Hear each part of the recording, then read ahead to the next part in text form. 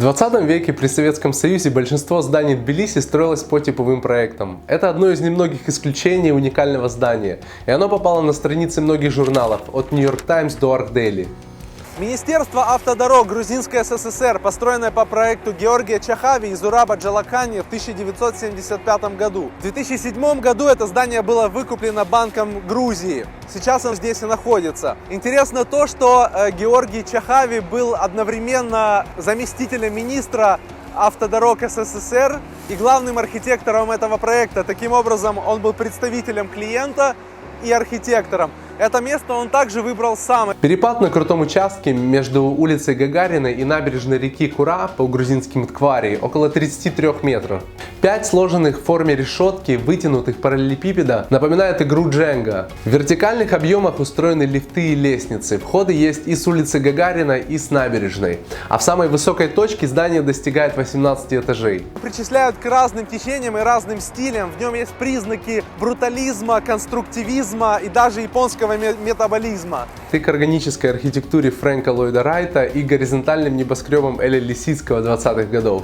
Сразу после строительства проект был признан, он получил премию Совета министров СССР, а сейчас это одно из двух модернистских зданий Тбилиси, которые официально имеют статус памятника архитектуры. Импульс современной архитектуры Грузии дал Михаил Саакашвили в начале своего правления. С 2004 по 2013 года он был президентом Грузии 2 срока подряд. Мост мира по проекту, как его называют здесь в Тбилиси, придворного архитектора Микеле де Луки. Помимо этого моста он сделал множество проектов, в том числе президентский дворец. Это несущая конструкция навеса, 156 метров в длину и 5 в ширину. Она опирается на 4 точки, по 2 с каждой стороны, и на нее подвешена пешеходная дорожка. Она ведет от улицы Ираклия в новый парк Рики и имеет по 2 разгрузочных выхода на набережную. Весь каркас из стальных труб изготовили в Италии и привезли сюда на 200 фурах. Местные жители относятся к мосту скептически, но говорят, ни одна свадьба не проходит без фотографий на его фоне. С него открывается классный вид на крепость Нарикала и церковь Метехи. Местный таксист спрашивал: вам ничего не напоминает этот мост? Я говорю: да нет, ничего. А что вам напоминает? Говорит: always. Можно было бы поговорить о качестве самой формы, об уместности центральной симметрии при использовании триангулированной пространственной сетки, но это видео не критическое, а обзорное, а мост свою задумку оправдал. Он стал визуальной точкой притяжения людей и визитной карточкой нового Тбилиси.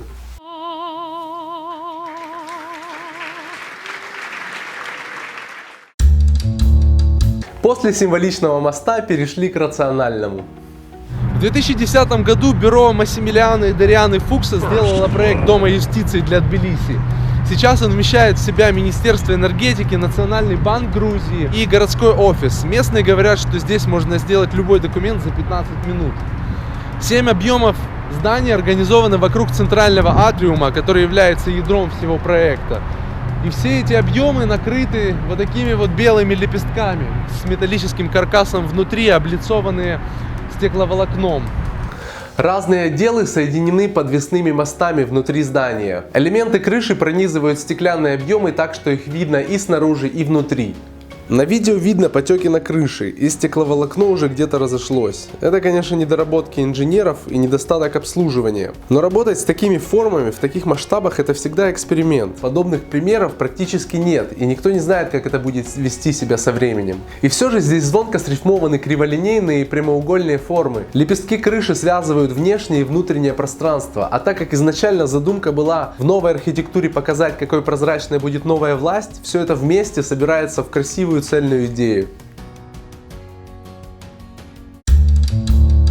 Импульс современной архитектуры должен был завершиться вкладом в культуру. Это еще один проект офиса Фуксасов. Это выставочный и концертный зал, построенный 2 года назад, в 2016 году, но после смены власти этот проект был заброшен. Находится в самом центре старого Тбилиси, в парке Рики. Комплекс состоит из 2 объемов плавных форм. Они направлены в разные стороны и смотрят на старый Тбилиси, а с другой стороны они сходятся вместе и упираются в подпорную стену, где и находится главный вход.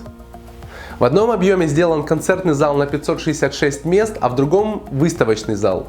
Концертный зал приподнят над землей, а в его торце находится смотровое окно. В официальном описании его называют перископом, который смотрит на историческую часть города. И в тот и в другой объем можно попасть также со стороны парка, но именно парадная лестница ведет в выставочный зал. При всей эффектности форм и качественном исполнении, как посажено пятно здания в контекст, мне понять сложно. У главного входа с уровня шоссе нет входной ситуации, только 2 метра тротуара. Не знаю, сыграла ли эта роль в том, что здание так и не было сдано в эксплуатацию. Местные жители объясняют это сменой власти и высокой стоимостью содержания комплекса – 1 миллион лари в год. И сейчас оно выставлено на продажу. Его стоимость 27 миллионов евро. Местные жители называют этот комплекс штаны Саакашвили, и как видно отсюда у штанов действительно есть шов.